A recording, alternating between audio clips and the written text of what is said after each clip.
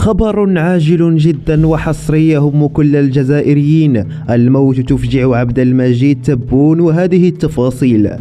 تداول نشطاء بمواقع التواصل الاجتماعي صباح هذا اليوم خبرا يفيد وفاة ابن الرئيس الجزائري عبد المجيد تبون صباح يومه الجمعة 13 يناير الجاري. وبحسب ما تم تداوله فإن ابن الرئيس وحيد بالعيد أصيب بأزمة قلبية حادة نقل على إثرها فورا للمستعجلات، لكن ذلك حال دون إنقاذه وفارق الحياة.